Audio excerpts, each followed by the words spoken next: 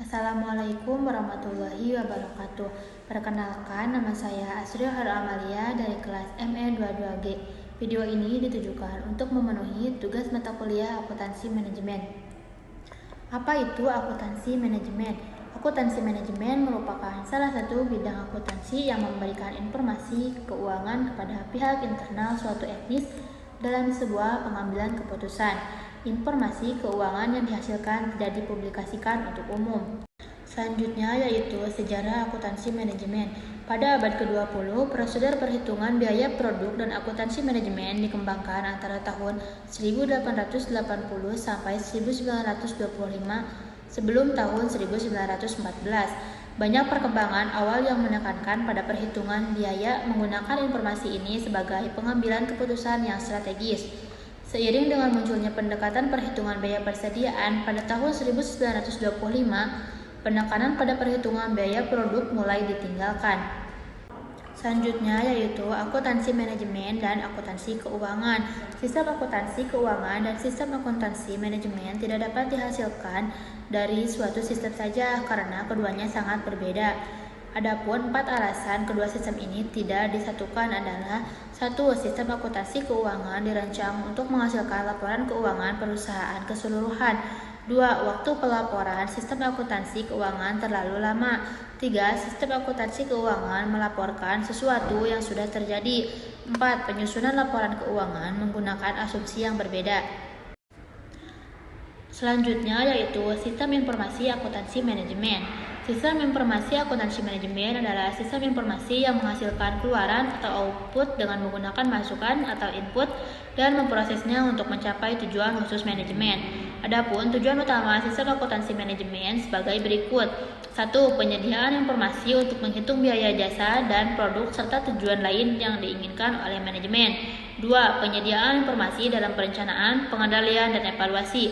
3. Penyediaan informasi dalam mengambil keputusan.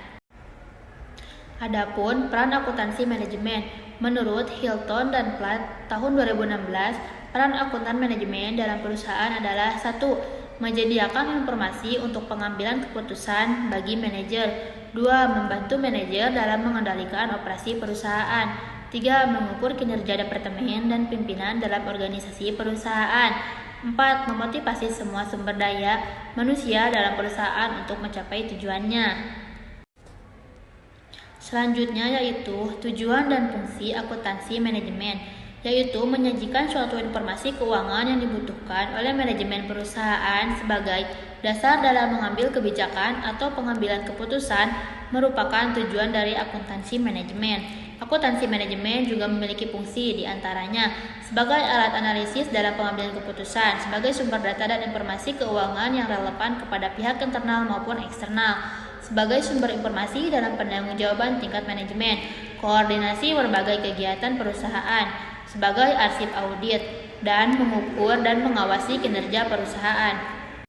Selanjutnya yaitu tren dalam akuntansi manajemen. Praktik bisnis yang perlu diubah dalam akuntansi manajemen terbagi menjadi beberapa bagian, yaitu yang orientasi pelanggan, perspektif kualitas fungsional, persaingan global, manajemen mutu total atau TQM, waktu sebagai unsur kompetitif, kemajuan dalam teknologi informasi, kemajuan lingkungan manufaktur, pertumbuhan dan deregulasi dalam industri jasa, dan manajemen berdasarkan aktivitas atau ABM. Selanjutnya yaitu perilaku etis dan kode etik untuk akuntan manajemen. Praktek akuntansi manajemen berkembang dengan tujuan membantu manajer dalam memaksimalkan laba, dan akuntan manajemen yang bertugas membantu manajer dalam hal ini. Dalam memaksimalkan laba, suatu etnis harus menunjukkan perilaku yang baik kepada masyarakat dan para pelanggan dengan cara-cara yang sah dan etis. Institut Akuntan Manajemen Indonesia atau IAMI sebagai organisasi akuntan manajemen di Indonesia menerapkan kode etik akuntan Indonesia yang wajib ditaati oleh seluruh anggota IAMI dan para pemegang sertifikat CPMA. IAMI berkolaborasi dengan IAI, Ikatan Akuntansi Indonesia, dan IAPI, Institut Akuntansi Publik Indonesia, menyusun kode etik akuntan Indonesia sesuai dengan nota kesepahaman tentang kerjasama, pengembangan profesi akuntan di Indonesia. Adapun Kode Etik Akuntan Indonesia, bagian 1, kepatuhan terhadap kode etik, prinsip dasar etika, dan kerangka kerja konseptual. Bagian 2, akuntansi yang bekerja di bisnis. Bagian 3, akuntan yang berpraktik melayani publik. Bagian 4A, independensi dalam perikatan audit dan perikatan review. Bagian 4B, independensi dalam perikatan asuransi selain perikatan audit dan perikatan review.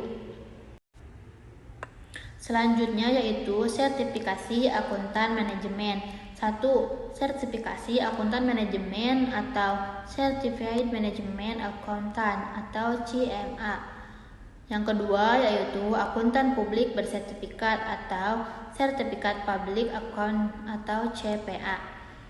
Yang ketiga yaitu auditor internal bersertifikat atau Sertifikat Internal Auditor CEA.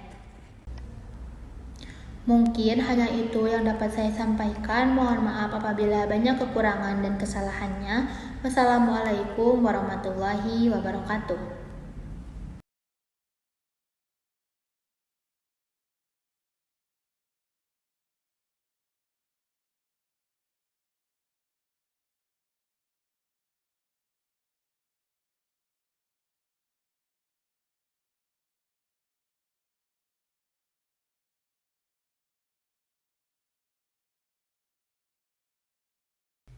Selanjutnya yaitu jenis-jenis laporan keuangan. Yang pertama ada laporan laba rugi atau income statement. Laporan ini menunjukkan pendapatan, hasil penjualan dan penerimaan lainnya, serta biaya produksi, gaji, beban operasional, dan lain-lain selama periode tertentu. Yang kedua ada neraca atau balance sheet.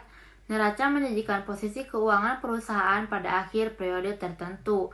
Ini mencakup aset, kewajiban, dan ekuitas perusahaan. Yang ketiga ada laporan arus kas atau Statement of Cash Flows. Laporan ini menyajikan arus masuk dan keluar uang tunai selama periode tertentu dari aktivitas operasional, investasi, dan pendanaan. Laporan arus kas memberikan gambaran tentang kemampuan perusahaan dalam menghasilkan uang tunai dan penggunaannya dalam kegiatan operasional dan investasi.